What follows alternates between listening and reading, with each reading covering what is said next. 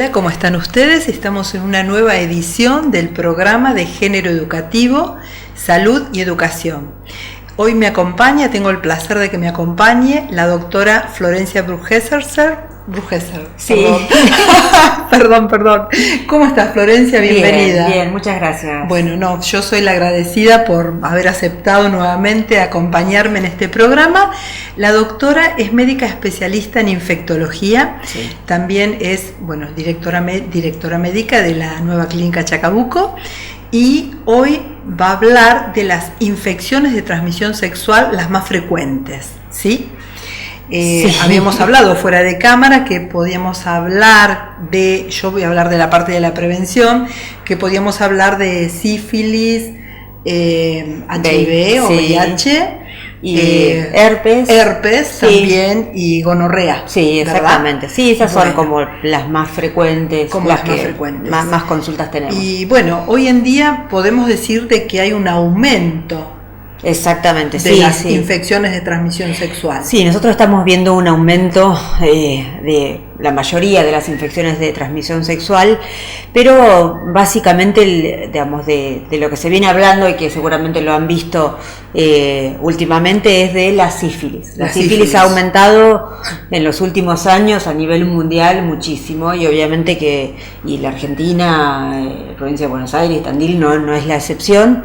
Estamos viendo muchísimos más casos de los que había habitualmente. Sí, y esto un poco responde a la falta quizás de uso de preservativo. Claro. Sí. Uh-huh. Hay que tener en cuenta que la sífilis, como decías, es una infección de transmisión sexual, sí. Para que la gente entienda, es una bacteria, sí. Treponema pallidum. Exactamente, Treponema pallidum, que es una espiroqueta, es una bacteria que tiene como la forma de un resorte, uh-huh. ¿sí? Y que lo que hace es, en el momento del contacto, ¿sí? Atraviesa la piel, si está alterada, o las mucosas. Habitualmente la lesión que uno tiene que tener, que hace que uno piense en sífilis, uh-huh. es lo que se llama el chancro, ¿sí? Que esto es una ulcerita, ¿sí? Que no duele, no molesta, ¿sí? Uh-huh. Que es en la puerta de entrada, es por donde entra la bacteria. Claro. Habitualmente el chancro aparece en los hombres en la zona genital, ¿sí? En el pene, ¿sí? O en la zona de los genitales externos, habitualmente, y en la mujer muchas veces no se entera que la tiene, porque a veces queda adentro, en la vagina, claro, en el cuello, entonces no molesta. Otra de las cosas que aparecen son los ganglios, claro, que se inflaman a nivel inguinal. Entonces, eso hace pensar en la enfermedad, ¿sí? Muchas veces los varones son los que más consultan cuando aparece esa lesión, y ahí uno, obviamente, pide los estudios, ¿sí? Para confirmarlo, pero habitualmente lo que nosotros hacemos, como la lesión es tan típica, ya iniciamos el tratamiento. Claro.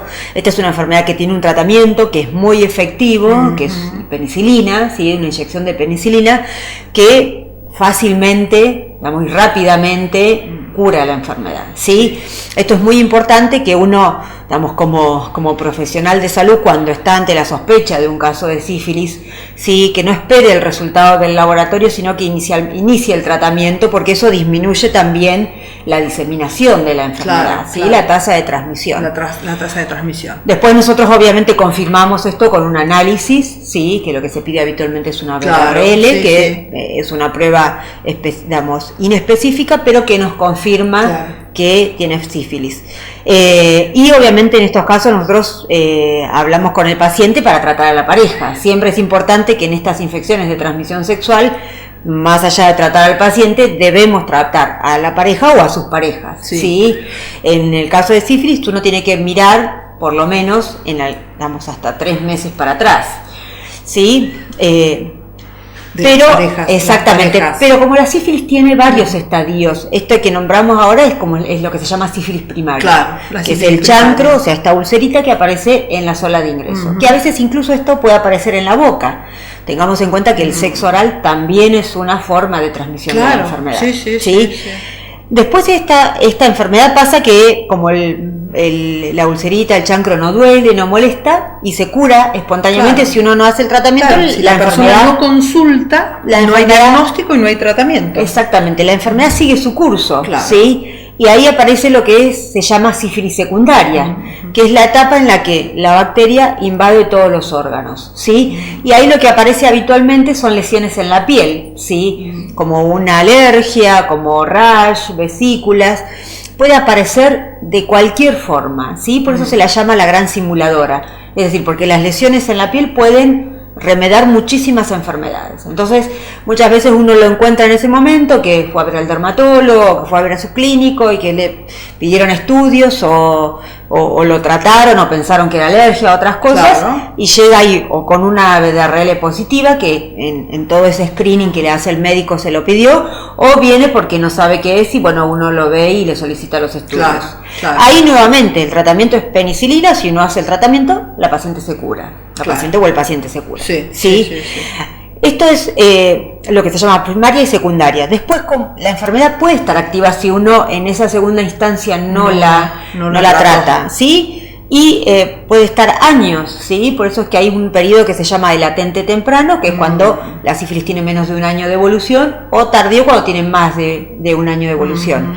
Y lo que ya casi nosotros no vemos es lo que se llama sífilis terciaria, que es cuando se forman lesiones en órganos internos, en el corazón y en otros órganos, que hablan de una patología inmunológica de la sífilis, que son lesiones crónicas que ya ahí no tenemos vuelta atrás. Claro, ¿sí? Uno habitualmente no llega a esto porque siempre el paciente en algún momento consulta. Hay oportunidad de hacer el tratamiento antes. Exactamente. Y una cosa importante es la transmisión vertical. Exactamente. Sí. La sífilis es una enfermedad que uno le pide el estudio a todas las embarazadas, porque cuando la embarazada tiene sífilis, tiene la posibilidad de pasársela al bebé en cualquier momento del embarazo, y depende en qué momento sea el contagio, o sea, la transmisión al bebé, las patologías que puede tener. Para ¿sí? El bebé, claro. Exactamente. Ahí lo que uno puede tener es anormalidades a nivel de los ojos, de los huesos, del crecimiento. El bebé incluso puede nacer con una patología grave, como si fuera una sepsis, con afectación del hígado, del vaso, de la piel. Sí. Entonces eso es algo muy importante. Incluso en la embarazada esto puede ser causa de abortos o de nacidos prematuros. Claro, por eso es importante dentro de los estudios de rutina que se le pide a la embarazada pedir la BDRL. Sí, incluso, hay una estrategia de la Organización Panamericana de la Salud que se llama el ETMI, que tiene que ver, que dice eliminación de la transmisión materno-infantil de las enfermedades de transmisión sexual. Y ahí está la sífilis. Ahí el objetivo es tener una baja transmisión de sífilis materno-infantil. Así que por eso es importante el tratamiento en las madres. Totalmente, el diagnóstico para poder tratarla. Bueno, tenemos que ir a una pausa, ¿te parece bien? Sí, perfecto. Y en el próximo bloque continuamos con este tema de actualidad, las infecciones de transmisión sexual. En un ratito nos vemos. Muchas gracias.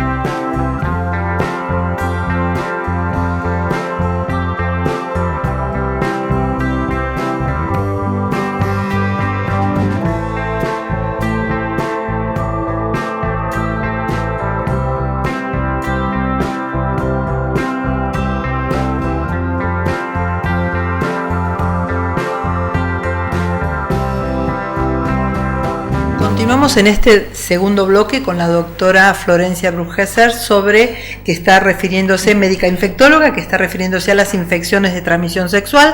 Bloque anterior explicó sobre la sífilis y ahora en este bloque se va a referir a las infecciones de causa viral, ¿verdad? Exactamente. Sí, bueno, obviamente la enfermedad, la infección de transmisión sexual más importante, si de virus hablamos, es el VIH, ¿sí? La infección por VIH. Obviamente que esta digamos, enfermedad, ¿sí? Ha cambiado mucho, digamos, la patología desde que se descubrió la enfermedad o apareció en los años 80, hasta ahora, ¿sí? Después de más de 30 años de estudiar y de conocerla, la enfermedad, ¿sí? Nosotros, obviamente, es una infección de transmisión sexual, ¿sí? Lo más importante es que se previene usando el preservativo y las personas que viven con VIH, los que están en tratamiento efectivo, con carga viral indetectable, ¿sí? Con controles, digamos, con 2 controles anuales y están indetectables, son intransmisibles. Esto es un concepto que es muy importante que lo tengamos en cuenta, ¿sí? Es decir, una persona que hace el tratamiento correctamente, ¿sí? Y que tiene carga viral negativa, no transmite la enfermedad. Es decir, muy importante. Aunque no use preservativo, no transmite la enfermedad. Bien. Y esto es algo importante porque, digamos, esto fue un estudio que se hizo hace unos años, ¿sí? Viendo parejas cero discordantes, es decir, uno positivo y el otro negativo, sí, que habían definido ellos, por motus propio, dejar de utilizar preservativo. Y se los siguió durante varios años y ninguno de ellos se infectó. Así que, eso, solo en esas condiciones. En esas condiciones. Haciendo tratamiento y que tenga. Exactamente. Además es una decisión personal porque obviamente muchos pacientes tienen dudas y quieren seguir usando el preservativo, y bueno, y obviamente es importante. Pero también uno a veces le da un poquito de tranquilidad porque a veces esta enfermedad tiene todavía un estigma social bastante importante. Es difícil dar un diagnóstico de VIH porque sabe que, digamos, que inicialmente es un diagnóstico ahora y por ahora la enfermedad no tiene una cura. Tenemos un tratamiento que es efectivo, ¿sí? Que con el tratamiento uno llega a estar indetectable y a su sistema inmunológico en buenas condiciones, con lo cual puede tener una vida normal. Las mujeres pueden quedar embarazadas y pueden tener a sus hijos, ¿sí? Incluso con parto normal, o sea, con parto natural, parto vaginal, porque no hay riesgo de que el bebé se contagie, ¿sí? Uno obviamente estudia al bebé y si se están dadas todas las condiciones, el parto es un parto normal, no tiene que ir a cesárea, exactamente. Lo más importante de esto es que se previene usando preservativo. Claro. La transmisión sexual es usando preservativo. Exactamente.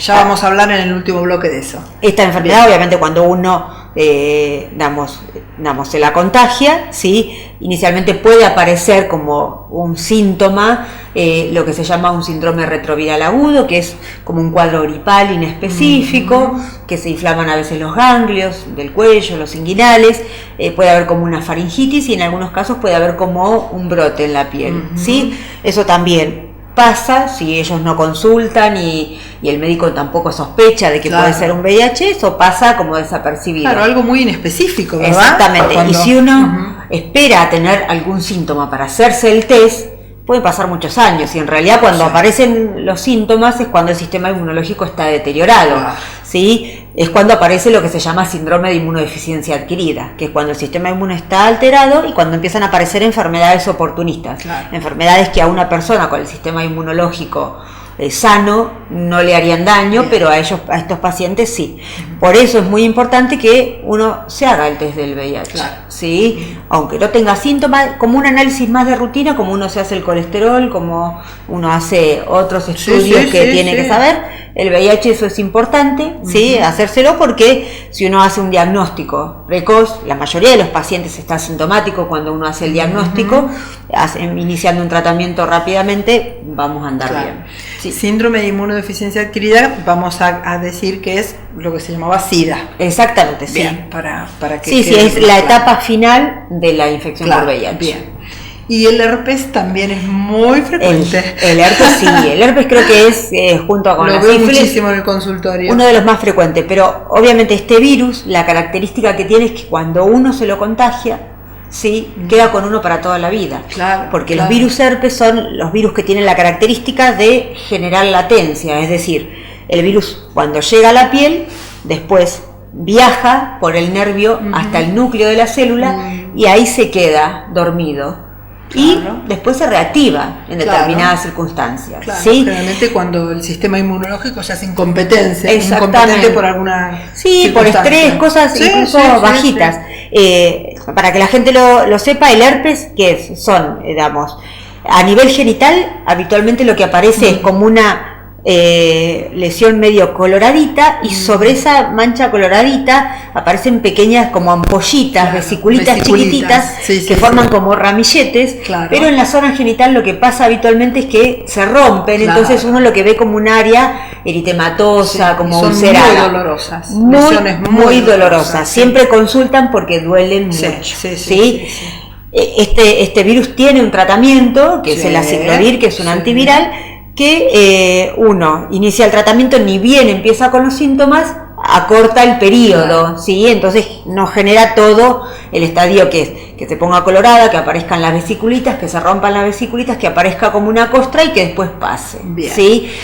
Eso es lo habitual. Sí. ¿Qué pasa con el herpes? Es muy contagioso. Siempre que hay, que está la lesión, contagia. ¿Sí? Sí, Eso es sí, importante. sí, Y lo que pasa durante el primer año que uno, se contagia la enfermedad es que se reactiva muy frecuentemente. Entonces muchas veces nos pasa que la paciente viene la primera vez o el paciente con la lesión, uno le da el tratamiento y vuelve al mes que volvió a aparecer o a los 2 meses. Entonces a veces nosotros cuando estos pacientes tienen reactivaciones muy frecuentes, durante el primer año le damos un tratamiento supresivo, es decir, Claro. una dosis del aciclovir para evitar que se reactive. Claro.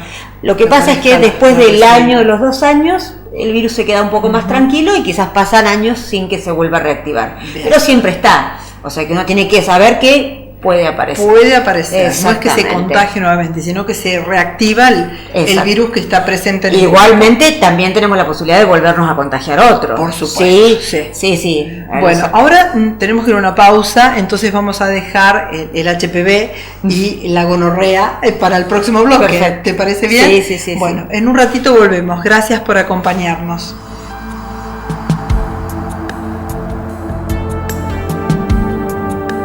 Microcirugías. Atención en oftalmología especializada. Clínica de Ojos Tandil. Avenida Santa Marina 760. Página web www.clinicadeojostandil.com.ar. Email cotandil@spidi.com.ar.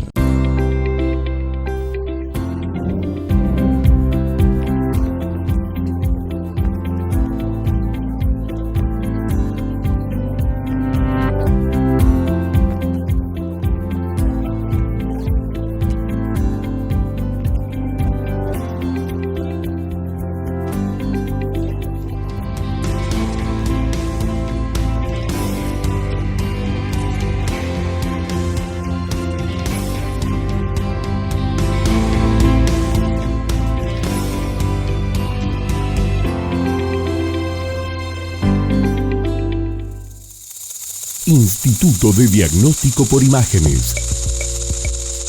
Trabajando con tecnología de avanzada y actualización permanente, junto a un equipo médico y humano con profesionalismo y calidez. Instituto de Diagnóstico por Imágenes, Sarmiento 963, teléfono 0249-442-9294. Bueno, continuamos este tercer bloque, que lamentablemente es el último, el tiempo ha pasado rapidísimo, y quedan 2 infecciones, el HPV, virus papiloma humano, y también la gonococcía. Exacto. o gonorrea.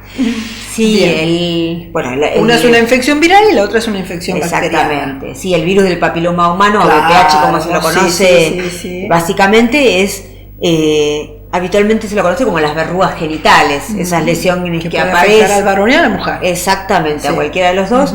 Estas verrugas habitualmente puede ser que se vayan solas o no, pero lo que tiene el VPH, sí, que por eso es que hay una vacuna Claro. introducida en el calendario, es que es un virus oncogénico, Claro. es decir, que tiene la potencialidad de producir cáncer. Entonces, ¿Qué pasa? Aparecen las verrugas muchas veces y depende del genotipo que sea, algunos pueden evolucionar, persistir el virus y puede generar lesiones precancerosas o eventualmente cáncer. El más frecuente es el cáncer de cuello. Exactamente. Sí. Me interesa que expliques lo de las vacunas, que ahora ya tenemos la vacuna para el varón en el calendario, ¿no es cierto? Sí, como te decía, lo más importante de este virus no son las verrugas genitales, porque muchas veces esas se sacan y se curan, sino el cuello del útero. Exactamente, el cáncer más importante que produce el virus del VPH es el cáncer de cuello uterino. Bien. Sí, es importante, es decir, sí o sí uno tiene que tener VPH para poder tener cáncer de cuello. Entonces, esto es una... sí o sí tenemos que tener VPH. Entonces, si no tenemos VPH, no vamos a tener cáncer de cuello. No hay cáncer de cuello que no tenga VPH. Es que importante la prevención. Sí. Prevención de esto es prevención del cáncer. Exactamente. Como prevención primaria tenemos la vacuna. Sí. La vacuna VPH, la cuadrivalente es la que tenemos nosotros en este momento en el calendario. La cuadrivalente tiene 2 genotipos que producen verrugas genitales y los otros 2 genotipos que son oncogénicos, que previenen los más frecuentes del cáncer. Bien. Entonces, en la mujer prevenimos cáncer de cuello y otros cánceres que no son tan importantes como el de cuello, que son como el de vagina, sí, el de vulva, y también produce cabeza y cuello. Bien. Y ahora agregamos al varón, que a partir del año 2017 está incluido también a los 11 años, que se vacuna. ¿Por qué? Porque también el varón se protege, porque el virus del VPH produce cáncer de pene, sí, cáncer de ano también, y cáncer de cabeza y cuello. ¿Sí? Entonces, prevenimos a las mujeres el cáncer de cuello, que es el más frecuente, también protegemos a los varones, y protegiendo a los varones también indirectamente protegemos a las mujeres. Bien. Si el varón no se contagia, no le transmite la enfermedad al varón, a la mujer. Entonces esto es lo más importante, ¿sí? El preservativo es importante, sí es importante, pero con el VPH no alcanza, ¿sí? Porque a veces se puede contagiar más allá del uso del preservativo. Sí. Y bueno, aprovecho a decir que el preservativo, si bien en nuestro país tenemos solamente el preservativo de uso masculino, el femenino no lo tenemos. A pesar de que es un método que se utiliza en los genitales del varón, la mujer también se debería ser responsable de sugerirlo, y compartir también la colocación. Sí, ¿no es cierto? Exactamente. Y incluso el preservativo se puede cortar, para hacerlo de las... Claro, existe también lo que llamamos dental dam, ¿no es cierto? Que se puede cortar el preservativo en su extremo y longitudinalmente para hacer un cuadradito de látex que sirve para proteger los genitales para el sexo oral. Exacto. Que eso también es importante. Es muy importante. Estas enfermedades se contagian también por sexo oral. El sexo oral es una vía de contagio, obviamente que es menos efectiva que la vía genital, pero podemos adquirir enfermedades a través del sexo oral. Y hay 2 condiciones que hacen que este método sea seguro, el preservativo masculino. Uno es la colocación correcta, es decir, dejar un espacio en el extremo distal, de aire, y desenrollarlo hasta la base del pene. Esa es la colocación correcta. Y la otra condición es utilizarlo durante todo el transcurso de la penetración. Porque a veces solamente lo utilizan al final, cuando el varón va a eyacular por temor al embarazo, y no lo usan durante todo el transcurso de la relación. Sí, totalmente. Y hay que tener en cuenta que estas infecciones se contagian por los fluidos genitales. Por los fluidos. Sí, obviamente el herpes y la sífilis también tienen que ver más con contacto, pero el VIH tiene que ver más con los fluidos y la gonorrea también. Entonces, si uno se pone el preservativo solamente al momento de eyacular, antes también hay eliminación de secreciones y contacto. Entonces, más allá de evitar el embarazo, o sea, de prevenir el embarazo con el uso de preservativo, es importante que tengan en cuenta que el preservativo previene las infecciones de transmisión sexual. ¿Sí? Y el uso del preservativo es lo que hace que disminuyan, porque el aumento que estamos viendo es porque evidentemente no se está usando correctamente. Yo creo que este tema se tiene que hablar en las casas. Sí, totalmente. Las familias, obviamente la escuela, por supuesto que también, pero hablar a la mujer y al varón, concientizar a los adolescentes, varones y mujeres, sobre la importancia del uso del preservativo. Sí. Yo veo en el consultorio que vienen muchas mamás que me traen a la nena adolescente porque ya tiene novio para que le dé un anticonceptivo, porque bueno, el temor de un bebé que aparezca a los 9 meses ya a llorar en la casa es como lo más urgente, y no piensan en las infecciones de transmisión sexual. Sí, eso es muy importante. Es muy importante. ¿Nos queda tiempo para la blenorragia un ratito? Sí, obviamente, lo que es la blenorragia o gonorrea o uretritis. Blenorragia se llamaba antes. Claro, sí, bueno, pero se sigue llamando. Se sigue llamando. En realidad es gonorrea porque es una bacteria que es el gonococo, sí. El gonococo es obviamente una infección de transmisión sexual, digamos, que produce lo que se llama una uretritis. Es muy frecuente en los hombres, pero en la mujer también produce una vulvovaginitis, que es cuando aparece ese flujo verde, feo, maloliente, que tiene mucho prurito, y en el hombre también. Digamos, lo que tiene es que mancha el calzoncillo, que cuando va al baño tiene como pus que le sale, ¿sí? Obviamente por el pene, y eso es lo que hace que consulten, ¿sí? Claro. Digamos, obviamente que esta infección de transmisión sexual es una infección que cuando uno consulta se hace un estudio que es un hisopado, se toma con un hisopo una muestra, ¿sí? O lo mismo en la mujer, se hace un cultivo del flujo, y ahí nosotros detectamos el gonococo, ¿sí? Eso se trata con una inyección en este momento que es ceftriaxona, ¿sí? Que es una dosis única y con eso se cura. Es también una enfermedad que se cura, esto es muy importante.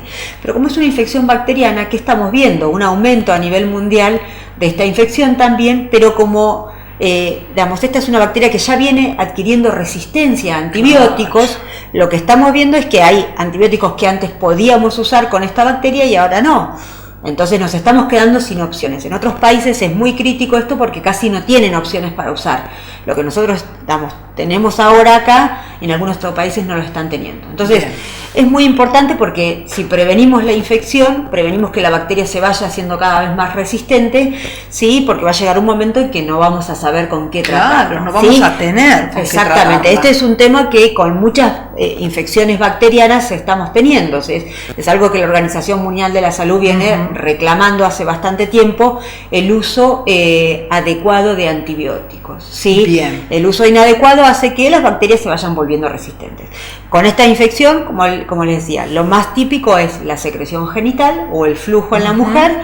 Sí, obviamente cuando la diagnosticamos se hace el tratamiento, que es una inyección, y hay que tratar a la pareja. Muchas veces nos dicen que la pareja no tiene ningún síntoma, pero siempre hay que tratarla. Si es posible hacerle el estudio, pero si no, tratarla. Bien. Bueno, el mensaje más importante es hacer un control primero hacer los controles de rutina. Sí, obviamente. Ginecología, urología, medicina general, hacer controles. Cuando aparezca algún trastorno, algún signo, algún síntoma en la genitalidad, ir a visitar al médico especialista en urología, de ginecología o infectología. Sí, totalmente. No automedicarse. No, esto es no ir a la farmacia a buscar un óvulo o un medicamento para que se pase el flujito, sino hacer un cultivo. O sea, eso lo tiene que indicar el profesional de la salud. Así que eso es importante, hacer los controles. Sí, ¿cierto? Totalmente. Esto es muy importante, digamos. Uno tiene que hacer todos los controles, ¿sí? Hacerse análisis, ¿sí? Anualmente. Y es importante el uso del preservativo. Si uno está en una pareja estable y en algún momento define dejar de usar el preservativo, también eso, aunque a veces suene raro, decir, bueno, por ahí hacerse los estudios de que están sanos. Exactamente, hacerse un chequeo cada uno, que no está mal. No es que uno tenga desconfianza de su pareja, pero me parece que es importante cuidarse uno y cuidar al otro. Entonces los dos se hacen los estudios, ven que está todo bien y uno deja de utilizar el preservativo. Porque después muchas veces pasa, que nos pasa, bueno, obviamente a nosotros en infectología mucho, que llegan pacientes que por ahí parejas hace mucho tiempo que dejaron de usar el preservativo porque ya hacía demasiado tiempo que estaban juntos, era una pareja estable, y aparecen estas cosas, y no porque quizás el otro quisiera, lo hiciera para contagiarlo o para transmitirle una enfermedad, sino que quizás la otra persona tampoco lo sabía que estaba infectado. Entonces muchas veces con el VIH nos pasa mucho que hay pacientes que no lo saben que lo tienen, ¿sí? A nivel nosotros del país hay entre 6.500 y 6.000 casos anualmente, ¿sí? Que se notifican como nuevos casos, y muchos de estos casos, la mayoría, el 98%, es a través de transmisión sexual. Sí. Ahí la importancia del uso del preservativo. Fundamental. Y un porcentaje muy alto es de sus parejas estables. Entonces, a veces pasa que la otra persona, como esta enfermedad no da síntomas durante muchos años, la otra persona quizás no sabe que tiene la enfermedad. Claro. Entonces, en esos casos, cuando uno define dejar de usar el preservativo, estaría bueno hacer los controles. Un control. Hacer un Exactamente. control. Bien. Bueno, muchísimas gracias. No, por favor. Clarísimo. Todo muy bien explicado, clarísimo. Bueno, muchísimas gracias a todos ustedes por acompañarme semanalmente. También agradezco a mis auspiciantes que hacen posible que este programa pueda salir al aire. Y bueno, a María Isol de María Peinados, a Amalia González, mi maquilladora, y nuevamente a todos ustedes por acompañarme hasta la próxima semana. Muchas gracias.